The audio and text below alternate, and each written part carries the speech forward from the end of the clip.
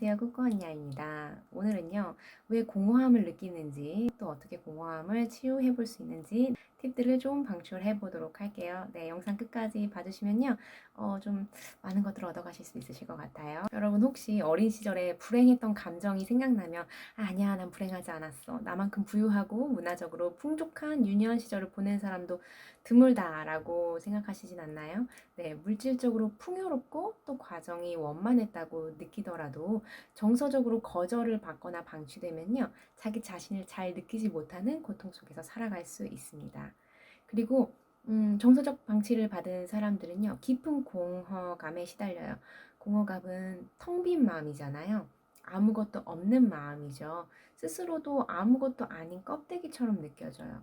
고통인데 고통이 느껴지지 않아서 죽어도 아무렇지 않을 것 같아요. 그래서 공허감을 아주 위험하다고 말하는 거예요.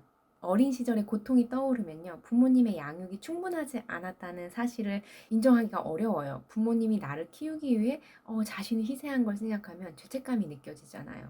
그래서 차라리 자기 자신이 이상한 사람이라고 생각하는 편이 나을지 몰라요. 나는 너무 예민해.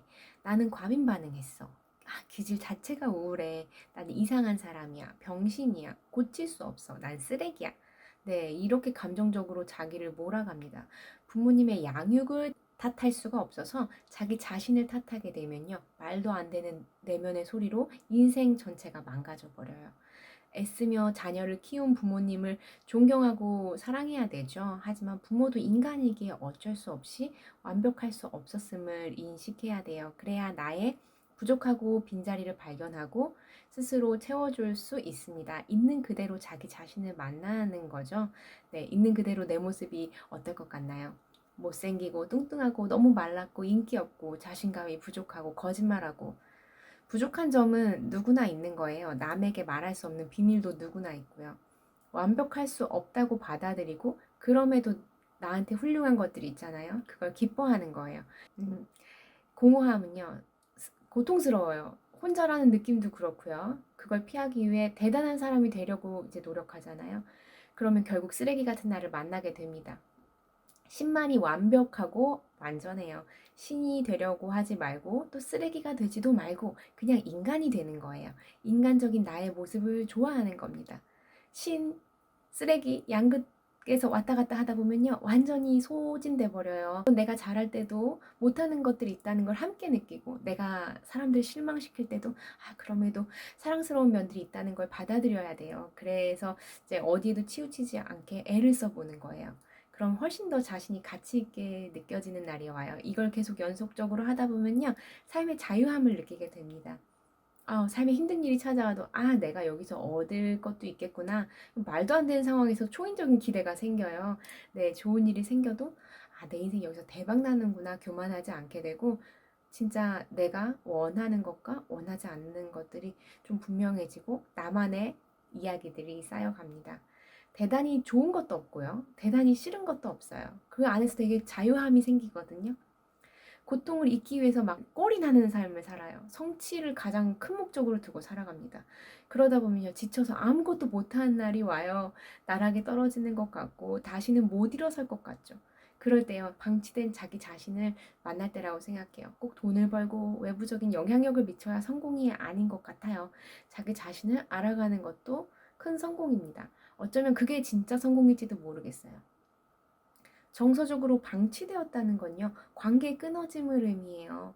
함께 있어도 전혀 가치 있다는 기분을 못 느끼고 우주에 혼자 떠도는 느낌이 자주 들어요. 혼자 있으면 외롭지만 같이 있어도 정답을 찾지는 못해요. 저는 이런 상태에 굉장히 오래 머물러 있었거든요. 고통이 심했어요. 하지만 고통이 느껴졌기 때문에 그 고통을 벗으려고 발버둥 칠 수 있었습니다. 어떤 사람들은요, 고통이 희미해서 자신을 느끼지도 못하고 살아갈 수도 있어요. 여러분이 고통을 느끼는 중이라면 분명히 공허함과 한멸에서 빠져나와서 자기 자신을 사랑하고 사람들과 연결된 기분을 느끼면서 가득 찬 마음으로 살 수 있다고 알려드리고 싶습니다. 물론 그렇게 되기까지는 희생이 필요해요. 시간도 오래 걸리고요. 지루하고요. 하지만 그럴 가치가 있어요. 그 벽을 넘어서면요, 세상이 좀 뒤집어질 만한 기쁨이 있거든요. 정서적 방치나 공허함을 느끼시는 분들에게 가장 먼저 해보라고 권유해보고 싶은 건요, 감정 승인입니다. 정서적인 거절을 당한 어린 시절이 있다면요, 감정을 그대로 이제 받아들이는 게 어려울 거예요. 그래서 자꾸 내 감정을 타인들에게 맞는지 물어보고 싶어져요. 그런데 타인들이 감정을 맞다고 해주던가요? 당연히 아닐 가능성이 훨씬 더 높죠. 그러니까 자신의 감정을 인정을 못하고 계속 악순환이 됩니다. 네, 누군가의 부정적인 감정을 받아보셨잖아요. 네, 짜증내고 승질내면 사실 누가 그걸 받고 싶어요. 당연히, 아, 왜 짜증내? 아, 어디서 승질을 부려? 이런 식으로 반응이 된단 말이죠. 두려움이나 불안도 마찬가지예요. 특히 불안은 전염이 되기 때문에 사람들이 피하고 싶어 해요. 그러니까 그 불안이 인정할 만한 감정이어도 일단은 아니라고 네, 회피해 버리고 싶어집니다. 부정적이든 긍정적이든 감정은 그 자체로 진짜예요. 감정이 사실이 아닐 수는 있지만 느껴지는 건 진짜잖아요. 네, 화가 났다면 이걸로 화가 날 일이야? 할 게 아니라, 아, 내가 지금 화가 났구나. 내 감정을 인정해 주는 거예요. 질투가 나면, 아, 내가 이런 걸로 질투하는 사람이야? 막 실망했어. 이런 게 아니라, 나 질투나네? 왜 질투가 나지? 이렇게 물음을 가져요. 그러면 나의 욕구가 드러나게 됩니다. 아, 오늘 내가 아침부터 스케줄이 있었는데 와이프가 심부름을 시키니까 방해받는 기분 때문에 화가 났구나. 아, 나도 친구처럼 좋은 차, 좋은 집에 살고 싶은데. 그래서 나한테 그런 욕구가 있어서 질투가 나는구나. 감정은 자연스러운 거잖아요. 어린 시절에 두려움을 느껴서 무서워하는데 그게 뭐가 무섭니? 라는 피드백을 받으면 내가 느끼는 게 잘못된 거라고 여기게 되잖아요. 우리는 이걸 또 알게 되면 부모님한테 화가 나요. 왜 날 그렇게 키워서 이렇게 힘들게 살아가게 해? 네, 저는 화를 내고 갈등을 만드는 걸 좋게 생각해요. 네, 싸우고 갈등을 겪으면 서로 이해하게 되고 또 친밀한 사이가 됩니다. 그런데요, 어쨌든 상대방은 나를 위해서 이제 변하기는 어려울 거 아니에요. 변하고 싶지 않아서가 아니라 평생 그렇게 살아가는데 바뀌기가 쉽지 않죠. 그러니 부모나 배우자, 자녀에게 감정 승인을 받으려고 하지 마세요.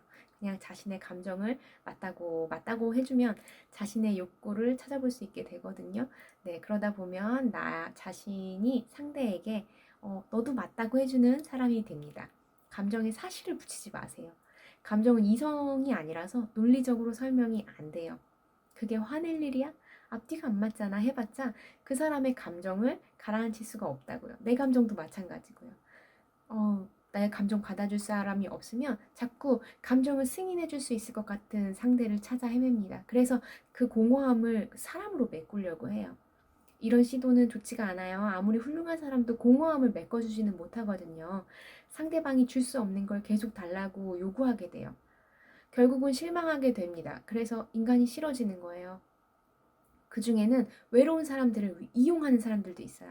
마치 줄 게 있는 사람인 것처럼 굴어요. 그러다가 나중에는 괴롭힘을 당하고 있다는 걸 알면서도 포기하지 못하게 돼요. 자신에게 건강한 일이 아니라는 걸 알면서도 빠져나오지를 못합니다. 저도 여기까지 가본 사람이에요. 근데 엉망진창이 된 내 모습도 이유가 있었다고 봅니다. 지금 제가 여기에 있잖아요. 여러분은 지금 어디쯤 계세요? 자신의 텅 빈 곳을 바라보는 건 처음엔 아주 끔찍할 거예요. 상처가 있다는 걸 알아야 치유할 수가 있는데요. 문제가 없는 사람은 없어요. 아주 약간의 차이만 있을 뿐입니다. 여러분에게 스스로 좋은 부모가 되어주세요. 네, 참고하실 만한 서적이 있어서 좀 알려드릴게요. 네, 정서적 방치와 공허함의 치유라는 제목이고요.